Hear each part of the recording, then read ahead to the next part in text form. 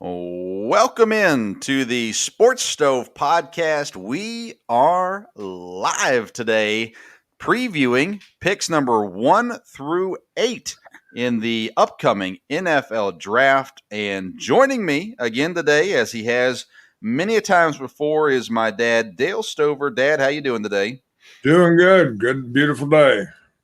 It is a beautiful day. It's Easter Sunday.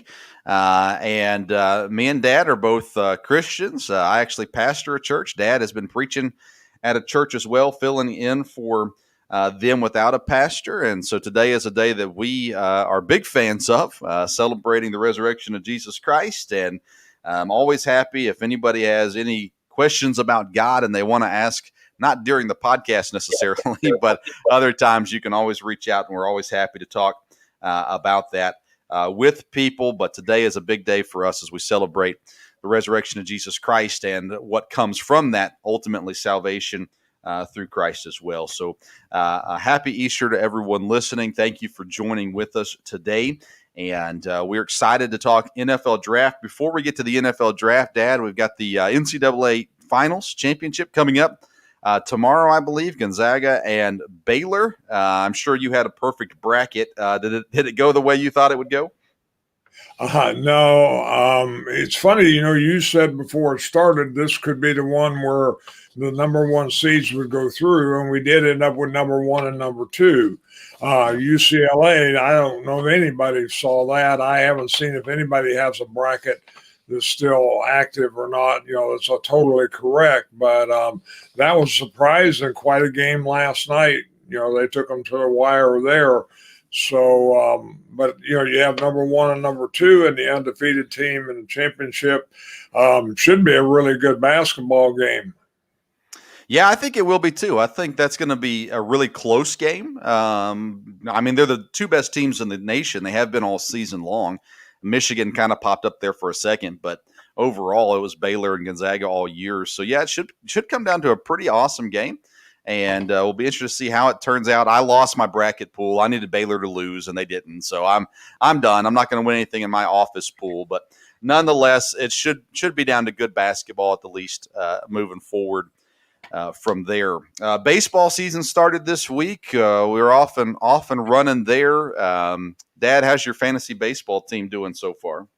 It's doing really good. The team I'm playing this week, I'm doing really well right now. So we won't mention who that is, but anyhow, so yeah. No, off to a good start. Haven't had a lot of injuries, even though it's only been a few days. And looks like baseball, could be a little more wide open than it has been. I don't know if it'll be parity like the NFL, but at least early on, it looks like people have been competitive in the first few games. Yeah, we're playing each other in fantasy baseball, and he is absolutely smoking me at the second right now in every way, shape, and form. But oh well, it's okay. It's the first week. We can take a hard loss here. The first week is fine, fine with me. But today we're talking football. NFL offseason is something that both of us have liked for many years. Being able to look at the draft, guys coming in from college, and there's always that sense of hope when you come to the draft, before the draft, thinking, okay, our team, the team that you cheer for, they're going to get better here this weekend, and those kinds of things. And that's the way you look at it. Of course, that doesn't always happen. Last year, Green Bay Packers, who we cheer for, they drafted a quarterback in the first round, and we were all a little surprised by that, especially the trading up to get one. And didn't give us a whole lot of hope, I don't think, for that season as far as adding to the season. But nonetheless, they still ended up doing okay throughout the season as well. But we're going to look over the next couple episodes. We're going to be previewing the NFL draft. We're going to look at 8 picks each episode. And then we'll also, the last episode, look at the teams that do not have first-round picks. There are 3 teams this year without first-round draft picks: the Los Angeles Rams, the Seattle Seahawks, and the Houston Texans. So we'll look at those 3 teams at the end in our last preview episode as well. So today we're looking at the top 8 picks, which is the Jacksonville Jaguars, New York Jets, San Francisco, who traded up to number 3, Atlanta, Cincinnati, Miami, who had a trade with Philadelphia. Then Detroit and Carolina will round out the top 8. today. So, Dad, we're going to get started right off the bat with number 1 overall, the Jacksonville Jaguars. They have a whole new coaching staff this year. Urban Meyer comes in from college. He hired Darrell Bevell to be the offensive coordinator and Joe Cullen to run the defense, which I have down. They are in a 4-3 defense, which surprised me a little bit. But Bevell's been around for a little while, offensive coordinator. Seen him in a few different stops as well. Don't have any major losses for Jacksonville. And when I was preparing for this, just a heads up on everybody, I did not look at the cuts. So I may miss some people, but through acquisitions and things like that, they did add Shaquille Griffin. They added an edge rusher in Roy Robertson Harris and a safety in Rayshon Jenkins. I've got their main needs as quarterback, tight end, and linebacker. But at number 1 overall, I don't think there's any question who they should take, and that being Trevor Lawrence. Dad, do you think there's a debate at who they should take at number 1, or do you think this one's set? You would think this one's set. He's been the top guy for a couple of years, and he didn't do anything to discourage that. Quarterback position has become so important. Years ago, you wanted to have the guy have a couple of years behind somebody, but now you want a guy that can come right in and play. And Trevor Lawrence is probably a pretty strong quarterback class, especially on the high end. But it seems like he's far and away better from there. Early on, everybody always speculated with Urban Meyer, with Justin Fields being from Ohio State. But and it looks like we'll get to him, but he's jumped up the ladder a little bit with some of his workouts and stuff. But I don't think you can pass on Trevor Lawrence. Yeah, they're comparing him to Andrew Luck as far as being one of the most just NFL-ready guys to come in a while at quarterback position, as well as a guy that's really and most people feel solid in saying he's a guaranteed lock to be a solid, if not star, NFL quarterback.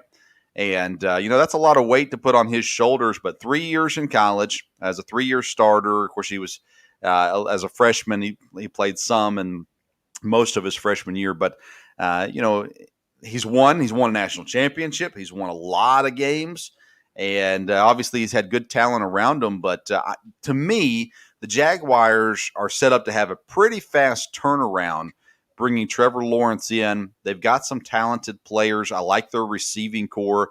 They've got some good guys on defense as well. Josh Allen from Kentucky, the edge rusher, has been great there. So I like what the Jaguars are doing. I think Trevor Lawrence, as this is, if anybody gets a mock draft wrong at pick number 1, that's going to be a problem. I think Trevor Lawrence is a lock and is set to be there. And I think it's the right pick too. There's a difference, right, Dad, between the right pick and what they will actually do. Some teams, they're going to do something, but you don't agree with the pick. I think Trevor Lawrence, though, he is the right pick at number 1. Right. Yeah. All right, let's move on to the Jets. Number 2, the New York Jets, Jets, Jets. New coaching staff as well with the Jets. Robert Saleh, I think it's Saleh is how you say that. They're coming in from San Francisco. Mike LaFleur, brother of the Green Bay Packer head coach Matt LaFleur, is the offensive coordinator coming over as well from San Francisco. Jeff Ulbrich running the defense at a 4-3 as well. At least in the base. They brought in some key additions on the defensive line. Carl Lewis is an edge rusher. Sheldon Rankins, interior lineman. And then a wide receiver from Tennessee, Corey Davis, comes over to the Jets as well. They've got a number of needs. I've got them down as needing running backs, wide receiver, tight end, offensive line help, linebacker, safety, cornerback. Quarterback is obviously it's a little bit of a need depending on how you feel about Sam Darnold. Let's start with Sam Darnold, Dad. What do you think the chances are Sam Darnold still ends up being a decent NFL quarterback? At this point, I mean, I think he has potential. I don't think he's been there enough to say he's not going to make it. You've seen other guys that had potential that, didn't make it with the first team, but did well somewhere else. I know we've got some quarterbacks that we think will do well because they've switched teams and switched places. I don't know. When it comes to the draft, any good personnel person, any good organization doesn't tip their hand. So you really don't know. I mean, when they're talking, everybody says Zach Wilson. I don't know. Based on the talent at quarterback and some of the other talent, I couldn't tell you who, but I'll be surprised if these 8 picks stay that way. I think somebody will come up, have somebody in mind. And to me, the Jets is if they think Darnold can be the quarterback at all, they're in the ideal spot to make a move and get a lot for him. The Jets, like you said, have needs. We've heard this a lot with NFL people, but you never get enough good football players. And there are several teams, and I think the Jets are one of those. What do they need? They just need good football players. There be any number of positions. They're not stacked anywhere. If they get good football players, good character people, then that's going to be important. But you can get that in the second, third, fourth round. We've seen that. But what they feel about Sam Darnold, if they don't move him before the draft, I've got to think that they're going to, that they may do something with him. I can't see them keeping him and then drafting Zach Wilson. That just seems like a recipe for disaster there, and you won't get as much from them.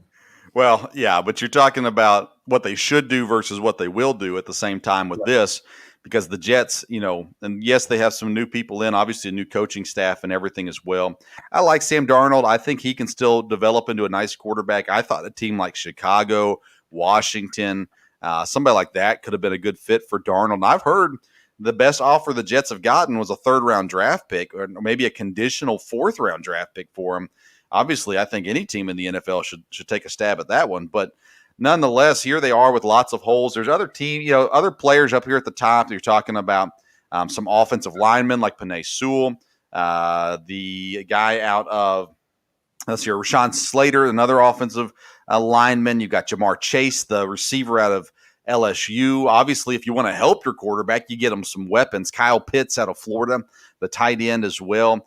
To me, again, I'm not a Jets fan. I'm not invested in the Jets, but I feel like you could make your team better by keeping Darnold at this point. But we also know that if you have a quarterback that you think is great, you don't pass on him. And No. Zach Wilson, his numbers are really good in college. He's very mobile as well. His winning record's okay. I still don't understand why Justin Fields isn't being mentioned more at number 2 than he is currently. But Zach Wilson seems to be the locked-in pick for the New York Jets. I don't know that I think it's the right pick. I don't think it's a horrible pick.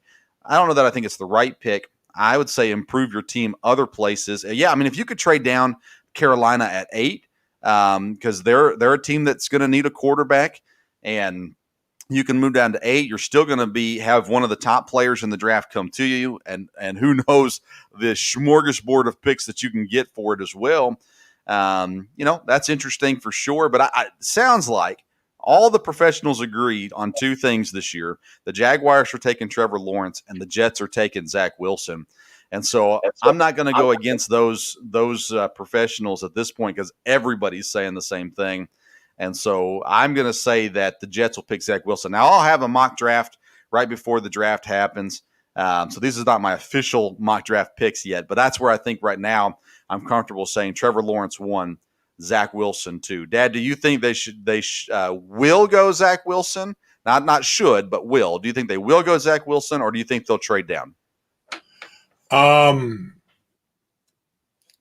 mean, the consensus is they'll go Zach Wilson. Again, I think it's just how they feel about Sam Darnold. If they're comfortable with Sam Darnold, he's a little bit more of a known commodity than a guy. But like you said, Zach Wilson, and again, I think Fields could go anywhere. I think, he dropped for a while. Now he's come back up.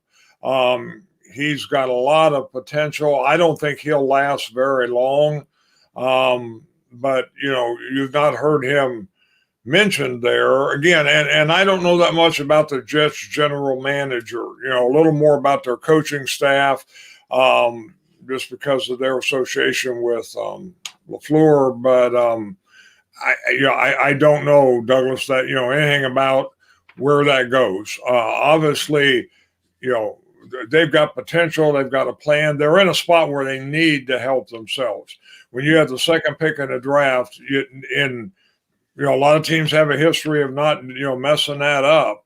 But the Jets, brought in new people. They need to give them a chance. And if they think Zach Wilson's the guy, then, I think that makes sense. I just don't see him, and I could be wrong, but I don't see him keeping Sam Darnold on the team and drafting Zach Wilson. And it may be a day of the draft thing. And I know you can say he's worth more than a third-round pick, but, you get a third and a fourth, and depending on who you're switching spots with, I don't know. And it may get something better than that as they go along. But again, you always have the option too, though, of keeping Sam Darnold for now, and then a quarterback goes down. Like last year, Dak Prescott went down, or something like that. A quarterback goes down, and all of a sudden, the team is desperate for a quarterback. You might get more value out of Darnold at that point than you're going to get out of him right now. I still think a team out there wants him. I mean, I don't know why Washington wouldn't want to go out and get him. Now, maybe they've got their eye on somebody in the draft as well, but to me, teams like Washington makes the most sense. They're a team that's ready. They've got everything you need, and I think Darnold's better than Fitzpatrick, but maybe not. Yeah. How do you rank the 5 quarterbacks? So you've got Lawrence, Wilson, Fields, Lance, and Mac Jones. How do you rank those 5? Obviously, Trevor Lawrence. I think Fields is number 2. I think from what I've read, I'm not an expert, but I would think Wilson and Lance are real close, and Jones would be after that. Jones in a program where he's a winner. I think all 5 of those could end up being really good quarterbacks. And everyone needs that, whether they have to have it this year or whether it's a backup. Again, all of these teams work all these guys out. They all look at them, and like Aaron Rodgers went late in the first round. Somebody slides, somebody's going to get one of those guys. And boy, if 2 or 3 of them slide, that will really, I think that'll shake up the draft order pretty quick. Yeah, and I've got it Lawrence, then I've got Wilson and Fields on the same level, Lance right behind them, and then I've got Mac Jones 5th as well. I just haven't seen Mac Jones enough. He didn't do it as long as some of these other guys have done it. But, I mean, you go back and you look at Joe Burrow, his year, not the year before he came out, but, he wasn't that great. And then all of a sudden he had this spectacular year because of the system he was in. Well, he got put into the right system in the NFL. He continues to look great. That's another big issue, of course, as well as the system they end up in.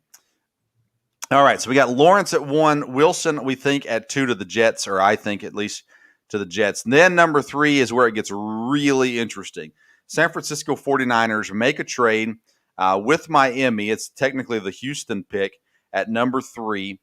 San Francisco, let's see here. They have Kyle Shanahan, Mike McDaniel, D'Amico Ryans are their coordinators as well. They lose receiver Kendrick Bourne. They bring in a center and Alex Mack. They've got needs, depending on who you are. They've got needs at quarterback, running back, wide receiver, offensive line, linebacker, and safety. Quarterback, they still have Jimmy Garoppolo on the roster, and they claim they're going to keep him there. We'll see about that. You don't trade up to number 3 for an offensive lineman. Not this early, especially. Maybe the day of, and you're going to go up and get a guy. But this far out, you're trading up for a quarterback. At this point, we assume that the quarterbacks on the board are going to be Justin Fields and Trey Lance. You also got the wide receiver Jamar Chase that everybody agrees is the best wide receiver in the draft. Penei Sewell, offensive lineman. You got Devontae Smith from Alabama, Micah Parsons, linebacker from Penn State, Kyle Pitts, the tight end, of course, Greg Kittle in San Francisco already. But I mean, the way people are talking about Pitts is pretty crazy. Nonetheless, San Francisco at number 3. I'm assuming quarterback. I don't know why you trade up to number 3 a month before the draft to draft someone other than a quarterback. The big rumor is Mac Jones. I cannot, for the life of me, believe they traded up to 3 for Mac Jones. But if you've been listening and been watching and been reading, Kyle Shanahan always brings up Kirk Cousins, how much he loves Kirk Cousins, how much a quarterback like Kirk Cousins works for their system. Mac Jones is the closest thing to Kirk Cousins, a guy that you're going to overpay for years and years and years that doesn't have elite talent, but is good enough to be an NFL quarterback. Dad, what are your thoughts with San Francisco at number 3? Well, obviously, it's interesting that they moved up, like you said, so early that this trade happened. It makes sense they came up for a quarterback, except when you're in the number 3 spot, unless you say any of these 3 are fine, and that's usually not the case because these guys aren't the same style of quarterbacks, aren't the same background of quarterbacks. But again, he's got a very set system. Fields probably fits that really, really well. Actually, Fields or Jones, either one, probably do from there. So I get it makes sense. The quarterback is where you go. That he moved up that way, but it is funny that he moved up that early without knowing who is available there. Because again, is he fine with Zach Wilson? He may drop down. Anything could happen there, unless they've got their eye, on a corner or on a wide receiver or somebody that they wanted. But you wouldn't think, again, you would trade up that early for that. And you wouldn't think they would trade again. I wondered about that. We talked about the Jets. You swap picks. You're not, the Jets, that'd be a great deal for the Jets. But you would think there's somebody they want or a couple that they feel comfortable with. And that's why they came up there. They can say what they want about Jimmy Garoppolo, but he's not the guy. And he's proved that there. And, they need a quarterback. I thought about that with the Jets. Their coach is from San Francisco, and San Francisco's been competitive without a top line, quote, quarterback, but they probably need one. So, but again, I think that's another reason to think he could go with Sam Darnold. But you would think San Francisco traded up to get a quarterback. Who it is, nobody likes to tip their hand. Everybody says it's Mac Jones. That's usually the kiss of death. And you just don't know. But Fields is going to be really hard to pass up. And again, Trey Lance, there's a quarterback came from North Dakota State that was pretty good. And well, he was, but he still? He was. But this guy's got lots of potential, and every team now gets people who can develop quarterbacks, and Shanahan's probably a good guy at that. So. Yeah, and you hit the nail on the head. So no one likes to tip their hand, yet everybody's saying Mac Jones to San Francisco. My thought immediately goes, it's not Mac Jones. Again, you don't trade. I don't think you trade up to number 3 for Mac Jones. Atlanta, they've got Matt Ryan. I guess if they like Matt Ryan, they're going to like Mac Jones. So maybe, we got to get ahead of Atlanta. But I don't think that's it. I think it's going to be Trey Lance at number 3. Personally, I like Justin Fields better than Trey Lance, but I think San Francisco is more likely to go Trey Lance at this point, and that could change. We still have a couple of weeks, 3-4 weeks before the draft. That could change. Could they have jumped ahead? Atlanta, maybe Atlanta needs Kyle Pitts. San Francisco might like Kyle Pitts. I don't think you're going to trade up to 3, though, when you already have George Kittle for Kyle Pitts. Outside of that, if you're looking at quarterbacks, Atlanta might take a quarterback. Cincinnati's not going to. Miami's not going to. So, you could have went to 8. Although maybe, or 7, with Detroit. I don't know. There was other options there. To go up to 3, there's someone they want. There's someone they know is available, because I think Lawrence and Wilson, I think they're locked in at 1 and 2. So I think it goes Trey Lance to San Francisco. I might change my mind before the draft, but at this point, if if you look at Shanahan's past, he hasn't tipped his hand in the past. He hasn't given up information in the past. And even though they haven't come out and done anything to debunk the theory that they're taking Mac Jones, this is just a play, I think, for them to go ahead and get the quarterback they want. I think it's going to be Trey Lance. If it's not, I won't be totally surprised, but if it's not a quarterback, I will be absolutely shocked for sure.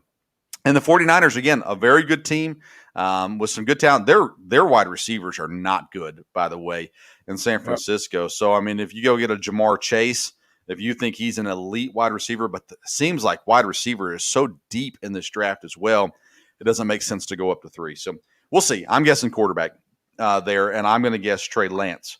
Pick number 4 is the Atlanta Falcons, coming off a rough couple seasons. They go ahead and make the change. They bring in the Titans offensive coordinator, Arthur Smith. He brings in offensive coordinator Dave Ragone and defensive coordinator, the old man in the room, Dean Pease, coming over with him. He was with Tennessee there for a while as well. They lose 2 safeties, Keanu Neal and Ricardo Allen, as well as their center, Alex Mack. No major additions for Atlanta.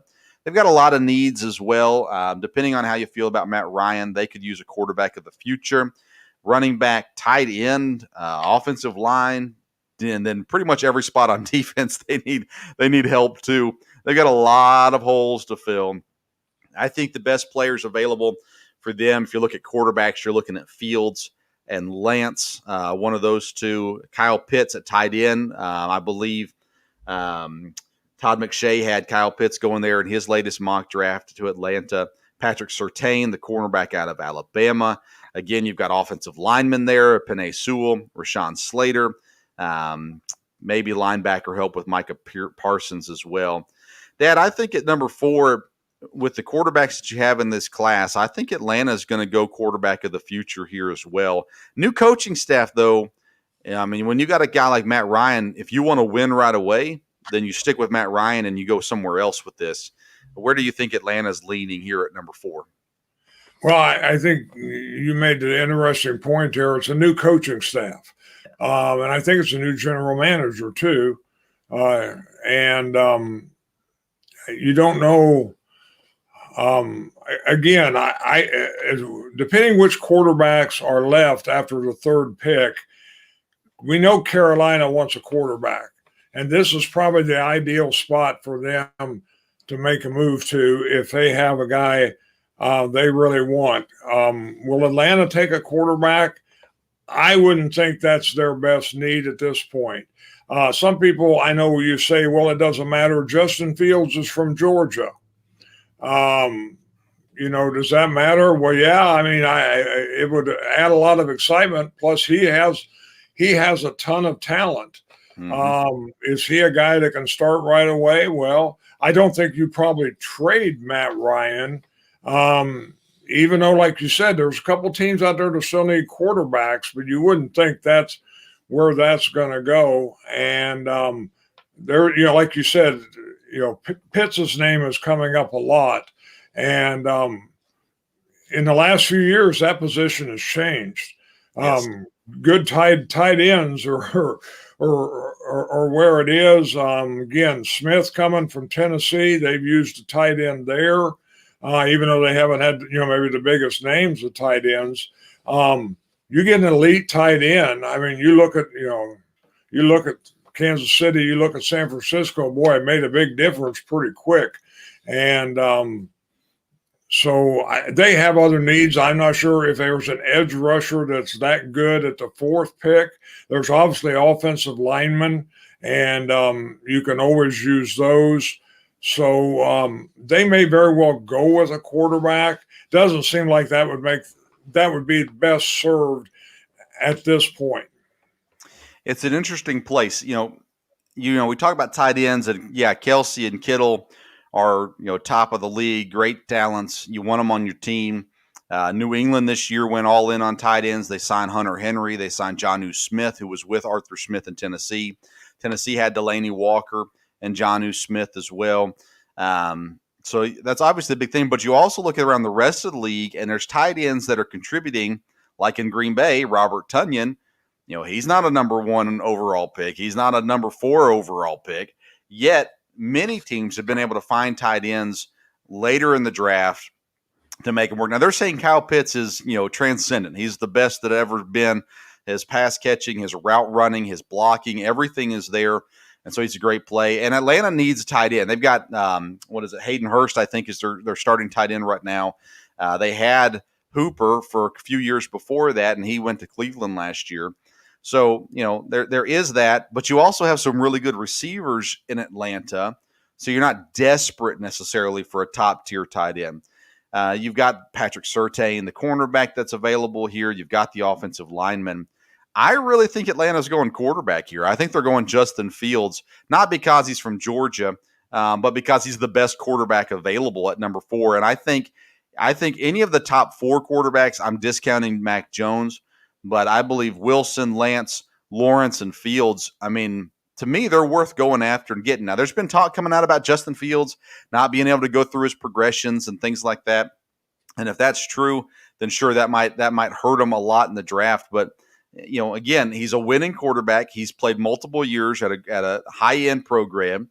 And you're talking about selling tickets in Atlanta, he's going to sell tickets for sure. Maybe you can get something good out of Matt Ryan. Maybe you do trade Ryan out somewhere and get something okay for him in return. I don't know. But I think Atlanta goes quarterback here, especially if Justin Fields is available. Maybe they pass on Trey Lance. Maybe they go with Kyle Pitts or Patrick Surtain or someone else there. Maybe they go offensive line because, again, you're talking about at this point, they'd have their pick of the best offensive lineman in the draft. But I still feel like they're going to lean quarterback at this point at least. So I've got the first 4 picks in the draft being quarterbacks, which is insane. But I just think that's the way that we're headed right now for Atlanta. Let's move on to Cincinnati. Dad, you're right in Cincinnati country. I'm not far from it myself, but I'm sure you're hearing things on the radio. They bring back Zach Taylor, who had an improvement last year. Brian Callahan is the offensive coordinator. Lou Anarumo is the defensive coordinator. They lose William Jackson, cornerback. He went to Washington recently, came out and said he was really excited to be out of Cincinnati. Carl Lawson, the edge rusher, and the other cornerback, Mackenzie Alexander, gone as well. They bring in from New Orleans the edge rusher, Trey Hendrickson. They bring in cornerback Chidobe Awuzie and Mike Hilton. They also bring in safety Ricardo Allen. They've got some interesting needs. I have them down for wide receiver, tight end, offensive line, defensive end, and linebacker as well. And they don't need a quarterback. They're the first team in the draft we know doesn't need a quarterback. They've got Joe Burrow in place. Joe Burrow has said, I want Jamar Chase, the wide receiver out of LSU. Obviously, they know each other there. But there's some really good offensive linemen. At this point, if the things go as I predicted, they can pick anybody they want here offensive lineman-wise. Penei Sewell or Rashawn Slater seem to be the top 2. Then you would also have Jamar Chase, Kyle Pitts, Patrick Surtain, all there as well.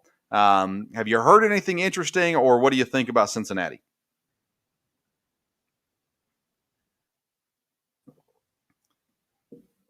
Oh, we've lost his audio. That's the great thing about being live and things going wrong. We're going to take him out real quick and see if we can get him back on audio there. No, I haven't heard a lot here. Cincinnati, again, if you look, when you have the quarterback and you're building everything up, then all right, Dad, we're going to have you go back out and come back in on that same link, if you would, please. We're going to take him out there, let him come back in, and hopefully we get that kicking back up the right way, and so that you can hear him appropriately. But we're on the NFL preview right now, and we are talking about the top 8 picks in the draft. With that, we are being sponsored by Blue Coolers. You can go to the Blue Coolers. We'll put a link in the notes of the podcast notes that you can go to and get your next cooler. They got great coolers, high quality, guaranteed coolers, 55 quart coolers, their best selling one, 5-star rated, 10-day ice retention. And it's time for cooler season. I mean, you're talking cookouts, you're talking camping, you're talking fishing, all those kinds of things. Right now is the time to get yourself a new cooler. So visit Blue Coolers. We're also sponsored by Skull Candy. If you need a new set of earbuds or headphones, Skull Candy is the way to go. Great listening experience through Skull Candy. Again, we'll post the in the podcast notes, we'll post the link to Skull Candy, and you can go there and get your next set of earbuds. We're talking about Cincinnati right now, and I'm predicting the first 4 picks of the draft are quarterbacks. Cincinnati in need of wide receiver, Jamar Chase available. Joe Burrow has already a relationship with him. Then we've got also Kyle Pitts that's available right now, tight end out of Florida. Also their dad's with us now again, and hopefully everything's working fine. Dad, do you think tight end, receiver, or offensive lineman with the Cincinnati?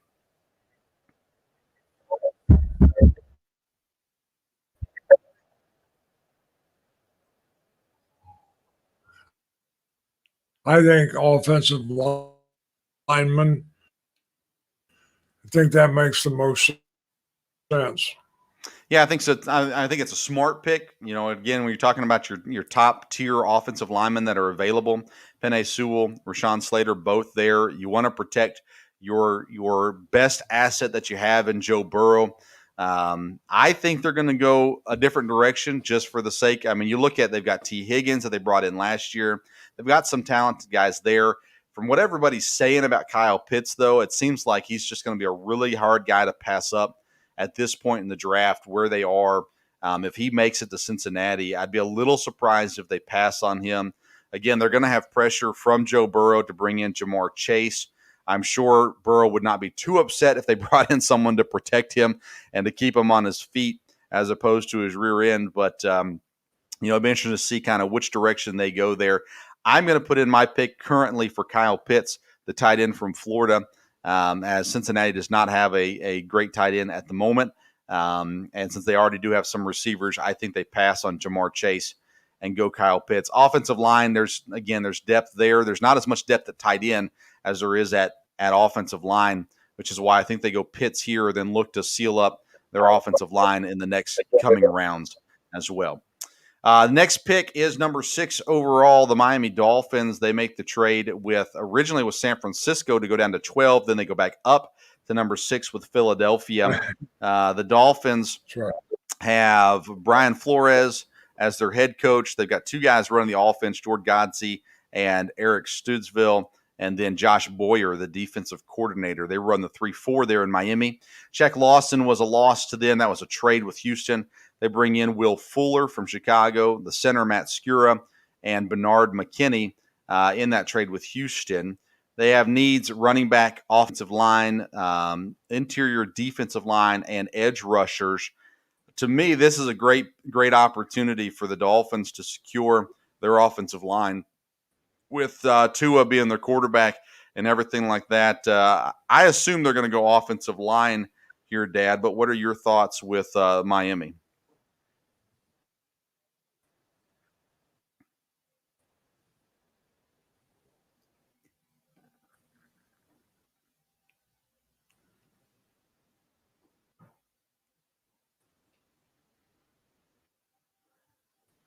All right, we're going to take him back out again and see if we can. We're going to get it figured out there. We thought we had it figured out at the beginning. We had problems on the last one as well. But nonetheless, technical difficulties. Technology is great when it works, but when it doesn't, it can be kind of a pain for sure. Miami again. If it goes the way that I've predicted it going, then you're looking at, you could have Jamar Chase available. If Cincinnati goes offensive line or Jamar Chase, then you could have Kyle Pitts available. Of course, they've got Gesicki there at tight end as well. And so, you're there at 6. Again, they trade up because they traded down originally and then back up to this spot. And at this point, you're looking at really a top-tier guy still available. You could even throw in Patrick Surtain at cornerback. You could throw in Micah Parsons at linebacker. There's definitely some guys there. It doesn't look like there's any defensive linemen that are really that main situation right now for them to take at this point at least in the draft. So that'll be interesting to see exactly where they go with it, what they decide to do, how they decide to go about it, all those sorts of things as well. But Miami's an interesting one because they've got a great coaching staff. They've got a solid team there as well. And, they're a team that's really close to being where they need to be, maybe a quarterback away. Some thought Tua comes in, and there's some questions to whether or not Tua is the guy in Miami for down the road. There was a lot of conversations about Deshaun Watson this year, which that, of course, didn't turn out great. Let's see here. Those kinds of things as well. So Miami is an intriguing team because I put them in the same category as Washington. They're very close to where they need to be. There's just a piece or two they need to add to really become the final team that they have to be in order to compete. And in that division, when you're talking about New England got better this year, you're talking about Buffalo, who's already there towards the top, and then the Jets. Depending on what they do at number 2, they might be immediately impactful as well. Let's see here. We've got Dad on the phone now. We'll bring him in. All right, we got you back. All right. Are we there? We are there. You are live for the world to see. All right, so we're still talking about Miami. We didn't hear anything you said about Miami, so we'll let you talk about the Dolphins. Again, I think with Miami, they just need good football players. The wide receiver, you've talked a lot about the guy from LSU. How far is he going to slide? How much do you pass on him? I've seen him listed a lot at Miami, that's where they need to go and where they will go.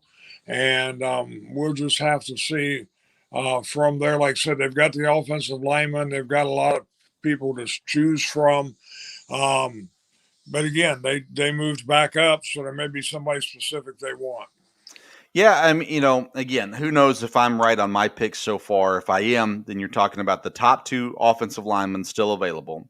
And I don't know how at 6, how you pass that up. But if you still have Jamar Chase or you still have Kyle Pitts, that's interesting. But you got the other receivers too. If for some reason they like Devontae Smith or Jalen Waddle out of Alabama, who knows? And obviously you want to give Tua as many weapons as you can. There was a lot of talk about them bringing in Aaron Jones, the running back with Green Bay. Green Bay was able to re-sign him. So they still have a great need there, but you're not going to draft a running back at this spot. So you need weapons, though. And Tua moves around a fair amount, too. So, I've got him penciled in with Penei Sewell here at number 6. I have a hard time seeing how you can pass up the number 1 offensive lineman. And if they don't like Sewell, then Slater. But how you can pass up a number 1 offensive lineman at number 6. But again, if number 1 receiver is still on the board, that's a hard one, too. At this point, I don't know how that one's going to turn out. For sure.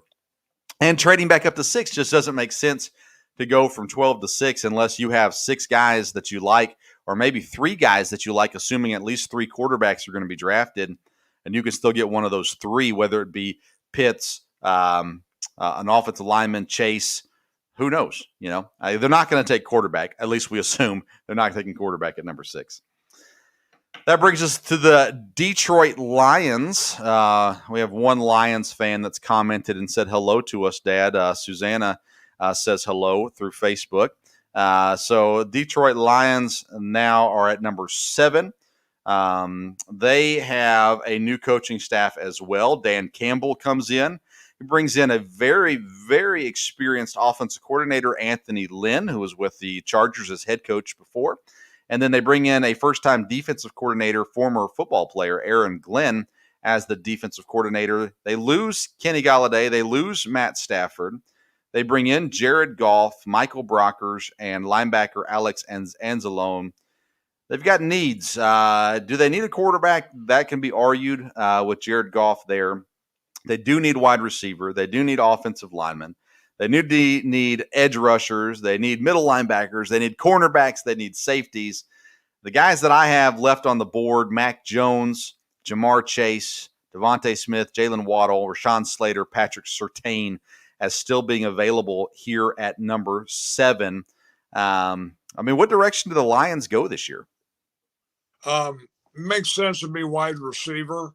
Supposedly they've got their quarterback, and again, you're talking of one of the top two, maybe both the top two receivers still being available here. And I would assume they'll keep this pick. It's funny though, if you're right in the first four quarterbacks, then you're going to have a really good offensive, a really good wide receiver, and Pitts is going to be available. Is there somebody that's going to really make a move up to get one of these guys? Pitts, I see Pitts listed as Detroit. That would make no sense because they've got a good. Is he as good as Pitts? Maybe not, but he's an awfully good tight end. Yeah. And that doesn't seem like that's where they have their need. Wide receiver with losing Galladay, that really makes sense for them, and definitely you're going to have potential of a good wide receiver there, if not maybe the best one. Depending on how people view Mac Jones, this could be a trade possibility here as well, because you've got the next two picks are Carolina and Denver. Does Denver view Mac Jones as better than what they have and Drew Lock? Would they want to try to jump Carolina to get a quarterback? I don't know how excited people will be about Mac Jones, or if there's another quarterback on the board. I mean, if there's another quarterback, if there's Trey Lance or Justin Fields still on the board here with Detroit at 7, there's a really good shot that Denver will try to jump up to get this pick, or that Carolina even goes ahead and moves up one pick, making sure that no one else leapfrogs them to get that pick as well. But you're right. I think wide receiver is where the Lions are going to lean towards right now. According to my picks, I still have Jamar Chase on the board, so I think they would go there. But it wouldn't surprise me whichever one they like better out of Devontae Smith or Jalen Waddle comes here as well. Again, they're a team with lots of needs. Patrick Surtain might intrigue them a little bit, but obviously losing a receiver like Galladay, you've got to think they're going to go replace that here if you got one of the top guys on the board. That makes the most sense, I think, for Detroit. But as we know, Dad, what makes sense for Detroit doesn't always happen for Detroit. They do have two people, so I guess you can have hope. I'm sure Susanna has hope that they're going to do much better in the draft. But we will see with the moves they've already made. With the quarterback and different things. Wide receiver definitely would make sense, but like you said, you never know. All right, that brings us to pick number 8 and our last pick of the day, Carolina Panthers. They have Matt Rule at head coach, Joe Brady as the offensive coordinator, Phil Snow the defensive coordinator. They lose wide receiver Curtis Samuel. They bring in Hassan Reddick from Arizona and Denzel Perryman as well. They've got needs at quarterback as they got Teddy Bridgewater currently as their quarterback. Wide receiver, tight end, offensive line, linebacker, cornerback, and safety. Again, currently, if it goes the way that we have it set, you're looking at Mac Jones, Devontae Smith, Jalen Waddle, Rashawn Slater, Micah Parsons, Patrick Surtain, and J.C. Horn as the best players available currently. Again, I'm not a believer in Mac Jones, but Carolina, they've talked about how much they need a quarterback. They've talked about trading up. They've talked about trading for Deshaun Watson. Maybe they can get a good deal on Deshaun Watson now and still end up bringing him in and not need a quarterback to draft. But I don't know. What are your thoughts on Carolina? If they're dead set on getting a quarterback, I don't think they'll stay at number 8. Yeah. I think they'll move up. But again, I mean, sure, they want to get somebody better than Bridgewater. But again, you're talking maybe at some elite players dropping down to 8. Mm-hmm. So, do you not help yourself? Like I said, there are still some quarterbacks out there that could be traded. We've talked about Sam Darnold. We've talked about others. Carolina's not that deep, to walk away from an elite offensive lineman or an elite wide receiver if they stay at 8, unless the quarterback they really want is there. And I don't think either one of us thinks that's going to be the case. The best quarterbacks probably will go in the top 4 picks. Whether to be those 4 teams, I don't know, but in the top 4 picks. And Carolina would make sense to move up if they want a quarterback, because again, Mac Jones may go too. So it really depends how they have them ranked. and what they want there. Again, they're a team that has needs, so a really top flight cornerback would be good. Your offensive line, of course, would be good. I assume Pitts would be good there. Yeah, and you got to think about later in the draft too, because you still have the Florida quarterback Kyle Trask. You've got Mund. Is he from A&M? I think Kellen Mund from A&M as well. So maybe you don't love Mac Jones, and you say, well, let's wait till the second round to get Kyle Trask or something like that as well. If the board doesn't fall the way that works for you. I've got them picking wide receiver with either Devontae Smith or Jalen Waddle, one of those two, going here to Carolina. But I think Patrick Surtain is an interesting pick for them at cornerback. Slater at offensive line. J.C. Horn also at quarterback. He's fallen a little bit due to some off-the-field stuff, but I like Micah Parsons out of Penn State, the linebacker as well, in this range. I think they go if they're not going to trade up and get a quarterback and they stay right here where they are at 8. I think they go wide receiver because I think one of the top second and third receiver in the draft are still available here, and I think that's the way they go. It's going to be an interesting one because I think once you get past the first 2 picks is when it gets really, really interesting for me. Carolina, such an intriguing team. But you know what? Honestly, would you trade for Deshaun Watson still if he was available? In a month, you may know a little more. Right now, you need to know more about that situation. I don't think there's any doubt about that. You couldn't make a trade for him right now. In a month, things are going to probably be a lot clearer and know whether he's a good possibility or not. Yeah, if I'm Carolina and I say, hey, I'll give you a 4th round draft pick for him, no matter what happens, I can live with losing a 4th round draft pick if everything comes out he goes to prison. And I don't know that the stuff he did is warranted of prison either. Even the stuff he's being accused of, I'm not sure, what all it warrants. And obviously we are 100% against the mistreatment of women. I want to make sure we post that and make that very clear. We are not for what he's being accused of, and don't mean to wipe it off as nothing. But if you're a football team looking to acquire a top talent, then Deshaun Watson's a guy that he's not going to get any cheaper, I don't think, than what he is right now. Now's the time to go out and go ahead and get him. And I mean, if you can keep Bridgewater at the same time, great. If you can't, you got to include him in the trade. They still got, I got options back there as far as someone that can maintain or hold for a little bit if Watson gets suspended for 4 games or 8 games or whatever it may be. I think that's the best option for Carolina if it goes the way that I'm thinking it's going to go in the draft. But yeah, otherwise you're looking at them moving up with Cincinnati maybe at number 4, Atlanta at number 4, Cincinnati at number 5 if a quarterback gets past them there to try to get ahead. Because I think Denver's going to go up for a quarterback. We'll talk about them in the next episode. I think Denver could very easily try to go up and get a quarterback as well. After that, you've got Dallas, you've got the Giants, you've got the Eagles, Chargers, Vikings. They're all set at quarterback. Patriots down there at 15. Maybe they look for a guy in the future. Arizona's set. The Raiders, who knows about the Raiders? I like Derek Carr. Who knows? You got Miami again. Washington needs a quarterback at number 19. So you're looking really at about 2 teams there after that top 8 or top 9 that's going to need quarterbacks before you start getting into the Bears, Titans, Steelers, those kinds of teams that might be looking for further down the road guys as well. So that's the first 8 picks. Jaguars, I have them. These are my opinions, purely my opinions. Jaguars with Trevor Lawrence, Jets, Zach Wilson, San Francisco, Trey Lance, Atlanta, Justin Fields, Cincinnati, Kyle Pitts, Miami, Penei Sewell, Detroit, Jamar Chase, and Carolina with either Devontae Smith or Jalen Waddle. Their choice there at wide receiver is the way I'm leaning. Currently, we'll come out with the official Sports Stove NFL mock draft closer to the time. Dad, we're going to be looking at the next 8 picks in our next episode. A little bit more conversation, I think, to be had as we get down. And now you get into some of the players that aren't already in that top 10 or whatever it may be there.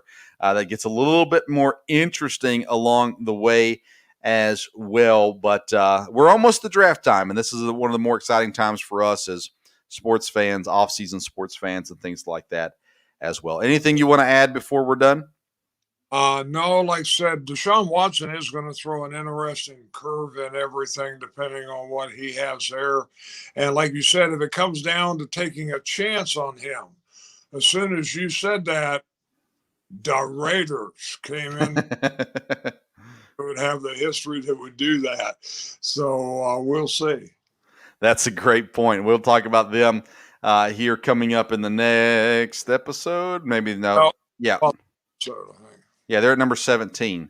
So we'll get them in 2 episodes from now as well. Definitely interesting. Honestly, if I'm Carolina, I'm willing to trade pick number 8 for Deshaun Watson. If that's all I have to give up, I'm willing to do that. But we'll see how it all plays out. And who knows? By the next episode, maybe we'll have some Deshaun Watson news. You just never know. Today's episode is brought to you by Blue Coolers. Again, in the podcast notes, we'll post a link for Blue Coolers, so that way they know that we sent you. Great deals right now. They're sometimes called the Yeti Killer. You can go to Blue Coolers and get yourself your cooler as you get ready for outdoor season.